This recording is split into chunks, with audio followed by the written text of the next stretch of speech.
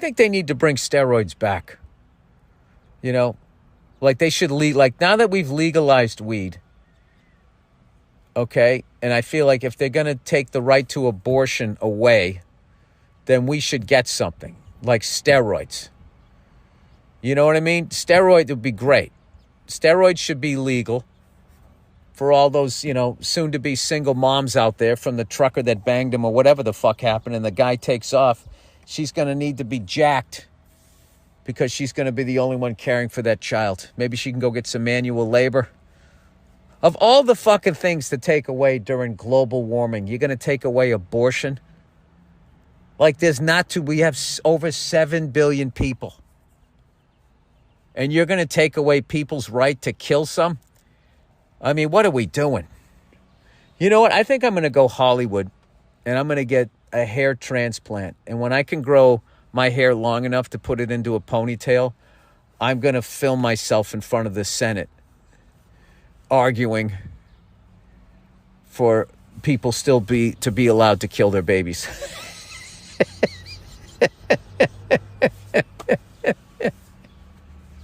That is the move when you've done everything you can do in Hollywood. The next move is you get involved in politics. Now that you've been on a movie set and nobody can tell you what to do because you sell tickets, that power gets boring after a while. You want to go, like, what if, I'm just running a movie set. What if I was running a country? And then they get involved in that shit. And then you have to go, right? You got to have your long actor hair, right? Highlighted. That it's basically a comb over with a beautiful head of hair, right? It's a comb over, and then they cut it straight, like right across where the jugular is. Then you have your highlights, then you pull it back into a ponytail so everybody knows that you're serious now, that this is serious you. And you put on a suit, but there's still a little bit of flair in there that people know that you're still giving, you're still building your brand as that guy's guy that just lights up the silver screen. And then you go in there with your pet project, save the porpoises or whatever the fuck it is you're trying to do. And you affect change. You loan your celebrity to the rest of us. All right, I don't even know what the fuck I'm talking about right now. I'm sitting in a parking lot waiting to go in to edit the next 10 minutes of the movie, or 6 minutes. You do 6 minutes a day and that's actually a decent pace when you're editing a movie. And this is how you walk in every day and you watch the next 6 minutes of your movie and you're like, this is a giant steaming pile of shit. I'm never going to work in this business again. And then you start editing. And then by the end of the day, you're on like this high because you fixed that 6 minutes. You're like, holy fuck, this is going to be great. I think this is going to be really great. And everybody's in the room like, yeah, man, this is going to be a fucking hit, right? And you go home and you feel good.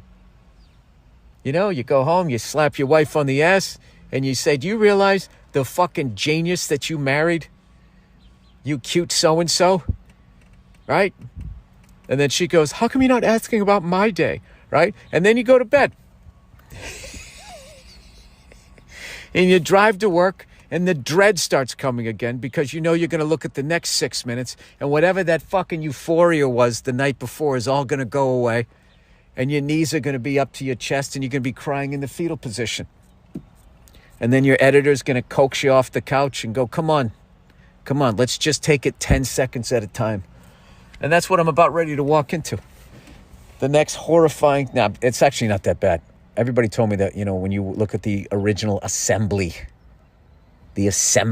of the movie, which is all the footage in chronological order, that you're going to want to kill yourself. And I didn't want to kill myself. I didn't want to kill myself until the third day. I actually felt good the first 2 days. And then ever since then, I've been suicidal every morning, Monday through Friday. But I've been told by every other director out there that this is the normal process of editing something.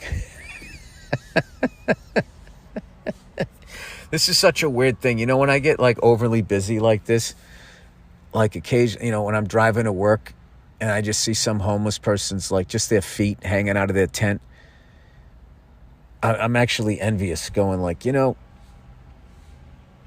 I know that person has a lot of stress. Like, how are they going to get their fucking change to go get something at Arby's today? But right now, as we're all sitting in traffic and that person is snoozing on that nice sun-baked warm piece of concrete, their feet hanging out, you just look at them, grass is always greener. I just look at that person thinking, that person doesn't have to take a Zoom call today, do they? They don't have a Zoom meeting. They don't have to make some concessions. Well, maybe they do. First concession they make is they don't have a fucking mattress. Maybe that's the next thing. I'll buy some mattress from Helix. I'll buy some mattresses and just go stick them out on the sidewalk. That'll piss off everybody in the neighborhood. Why are you helping them out? It was bad enough they were sleeping there. Now they're fucking? Oh, come on. That's how I'll combat them taking away the right to an abortion. Is I'm just going to start giving homeless people mattresses. So then there'll be a bunch of little homeless babies out there. This is getting dark. A bunch of homeless babies out there, and people will feel so bad. They'd be like, oh my God, this breaks my heart. You should be allowed to kill those things before they're born again. Anyway. Oh, what a wonderful world. I see babies being birthed that nobody wants.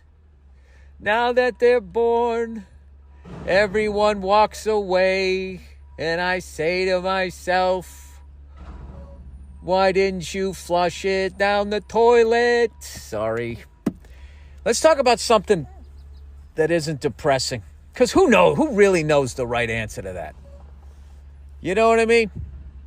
God. That guy hasn't weighed in on a conversation in forever. I know there's a bunch of lunatics out there that think that he's listening, that think he's watching.